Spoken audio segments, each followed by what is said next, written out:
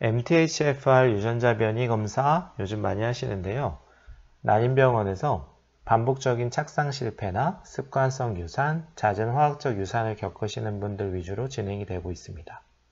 난임 클리닉에서 MTHFR 유전자 변이 검사를 하는 이유는 MTHFR 변이가 있게 되면 몸의 호모시스테인 수치가 높아져서 호모시스테인이 고농도로 축적이 되는데 이것이 태반의 혈전증을 유발하여 태아로 가는 혈액순환을 막아 임신 유지가 안 되는 문제가 있기 때문입니다.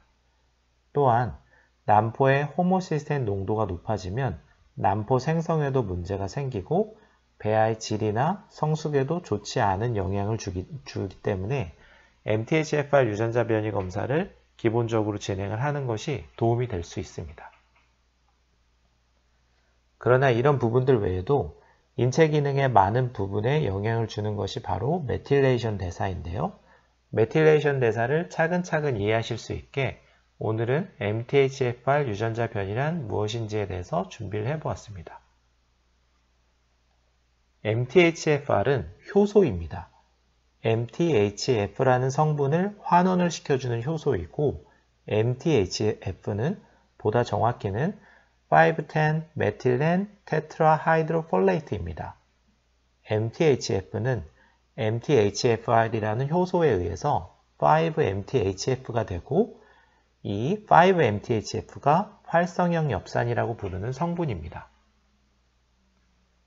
MTHFR 변이라는 것은 정확히는 MTHFR이라는 효소를 만들어내는 유전자의 변이를 말합니다. 염색체, 유전자, 염기 등의 용어가 조금 혼동되실 수 있기 때문에 조금 쉽게 비유를 들어보겠습니다. 23쌍의 염색체는 각각의 책 한 권으로 비유를 하는데요.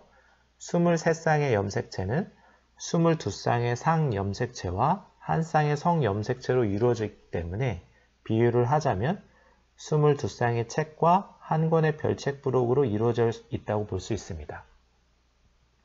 이 책 안에는 무수히 많은 문장이 있고 그 문장을 이루는 글자들이 있습니다. 이때 문장이 바로 유전자가 되고 그 문장 안의 글자는 염기로 비유를 할 수 있습니다. 이렇듯 유전자는 수많은 염기의 배열로 이루어져 있습니다. 유전자는 RNA로 전사가 되고 최종적으로는 단백질로 번역이 됩니다. 유전자를 구성하는 염기들의 일부는 단백질로 번역되는 부분들이 있는데 만약 하나의 염기가 다른 염기로 치환이 되면서 번역되는 단백질의 구조나 활성이 떨어질 가능성이 있습니다. 통상 300개의 염기 중에 하나꼴로 이러한 변이가 일어나는데 인구의 1% 이상에서 발견되는 이러한 변이를 SNP, 스닙이라 해서 단일 염기 다형성이라는 이름을 붙이게 됩니다. MTHFR 유전자 변이 중에 유명한 변이가 두 가지가 있습니다.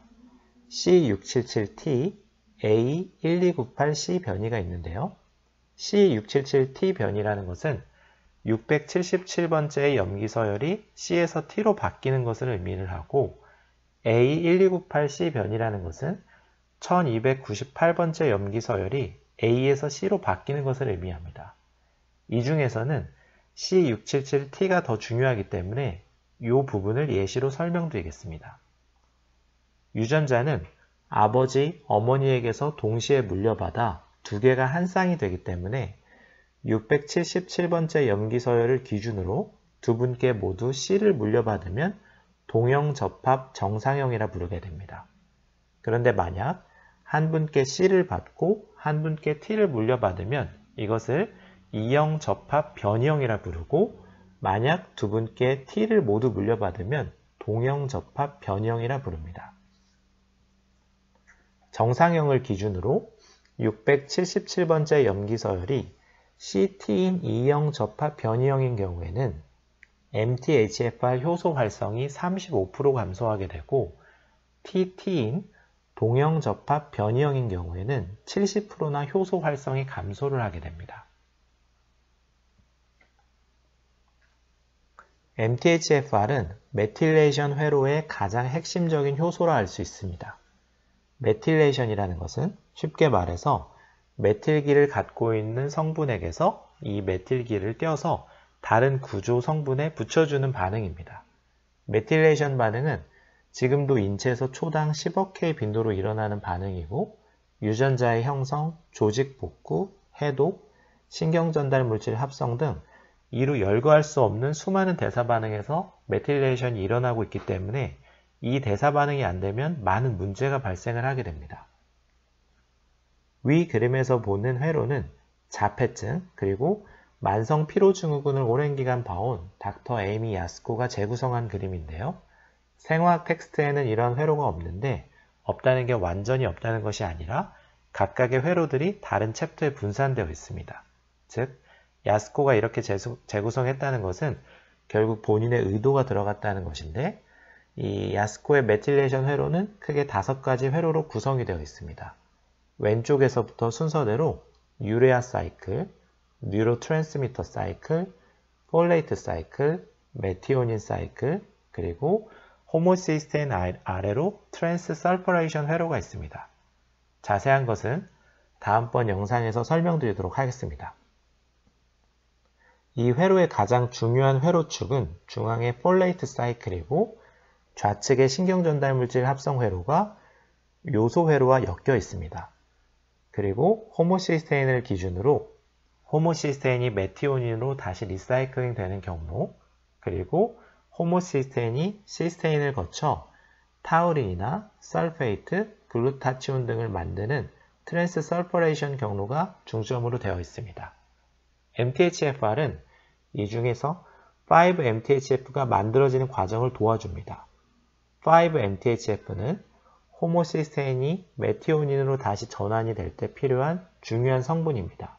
그래서 MTHFR 변이가 있으면 5-MTHF가 잘 만들어지지 않게 되고 이를 영양제 형태로 보충을 하는 것입니다. 앞서 말씀드렸듯이 5-MTHF 성분을 활성형 엽산 이렇게 부르기도 합니다. 다음 영상에서는 이 메틸레이션 대사 회로를 중점으로 설명드리도록 하겠습니다. 감사합니다.